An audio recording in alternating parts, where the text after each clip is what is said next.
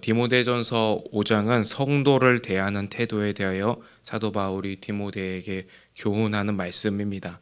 이 말씀에서 그 당시 교회의 다양한 구성원들을 우리가 엿볼 수 있는데요. 교회에는 남녀노소가 있고 또 부자와 가난한 자가 함께 있습니다. 생각해 보면 바울 당대는 계급 사회였고 또 우리 시대처럼 여성의 인권이나 아동의 인권 이런 개념 자체가 존재하지 않았던 시대였습니다.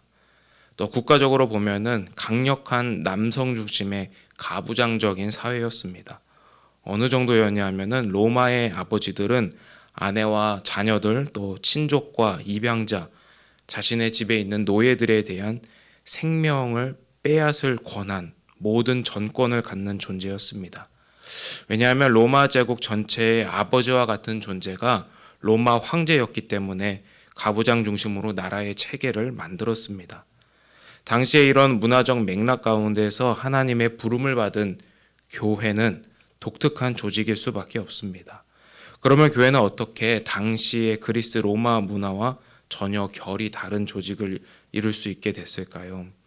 갈라디아서 3장 28절 말씀은 이 질문에 중요한 해답이 됩니다. 이렇게 기록되어 있습니다. 너희는 유대인이나 헬라인이나 종이나 자유인이나 남자나 여자나 다 그리스도 예수 안에서 하나이니라. 그러니까 초기 교회의 구성원들이 어떻게 세속 사회와 다른 모임이 될 수 있었는가? 그 중심에는 예수 그리스도께서 계십니다. 그러니까 예수 그리스도 안에서 모든 질서가 새롭게 세워집니다. 우리 모두가 예수 그리스도 안에서 하나님의 신적인 가족 구성원이 되고 또 하나님을 섬기는 하나님의 일꾼이 됩니다. 또 한 영혼, 한 사람 모두가 존귀하게 여김을 받고 하나님의 사랑과 은혜를 입은 하나님의 백성으로 여김받는 곳이 바로 교회였습니다. 이렇게 초기 그리스도인들에게 이 정체성은 세상이 말하는 힘과 권력, 또 계급과 사회적인 신분 대신에 하나님 백성, 하나님의 자녀됨의 길을 가도록 만들어 주었죠.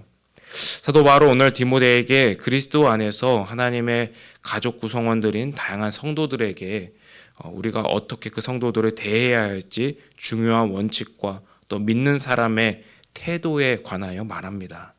우리는 바울 사도의 이 교훈을 통해서 우리가 교회 안에서 서로가 서로에게 어떤 존재가 되어야 하는지 또 우리가 믿음 안에서 어떻게 행동해야 하는지를 배우게 됩니다. 그 첫 번째는 우리는 서로 친절과 너그러움으로 대해야 한다는 것입니다.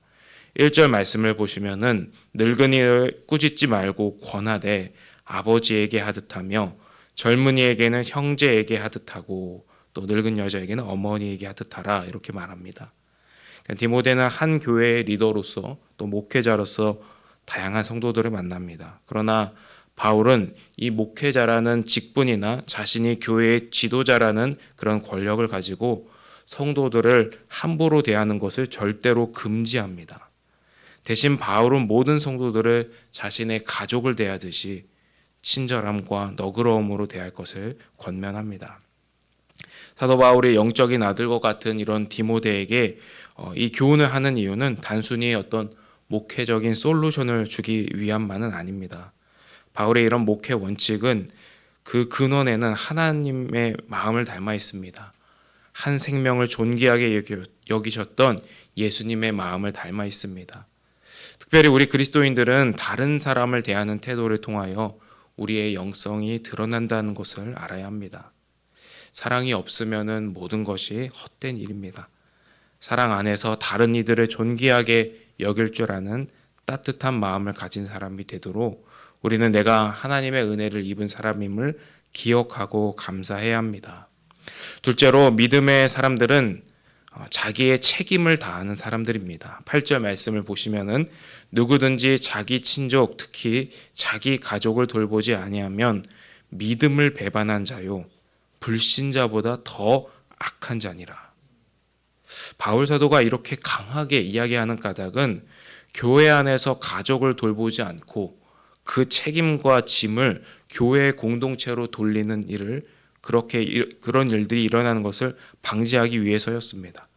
우리 믿는 사람들은 그래서 각자의 짐을 지되 동시에 서로의 짐을 지어주는 것을 원칙으로 해야 됩니다.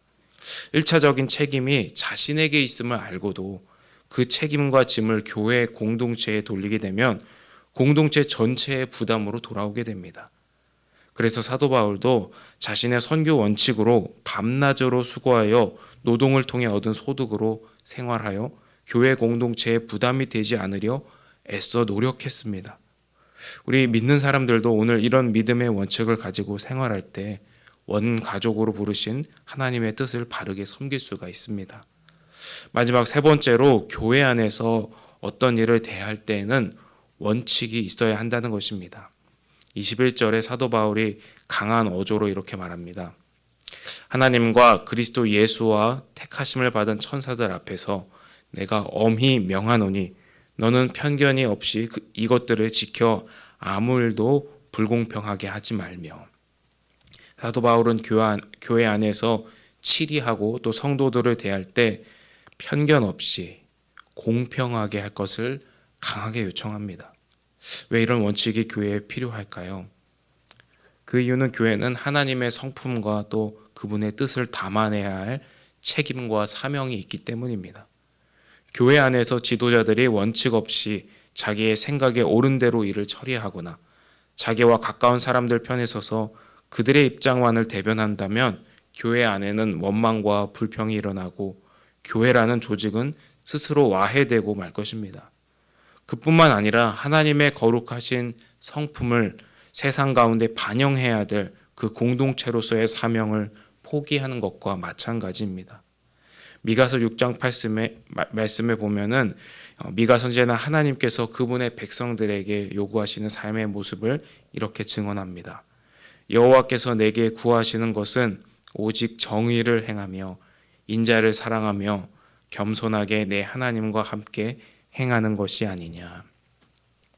메시지 성경을 번역한 유진 피터슨 목사님은 살아생전의 목회자들의 목회자로 여겨지던 분이었는데요.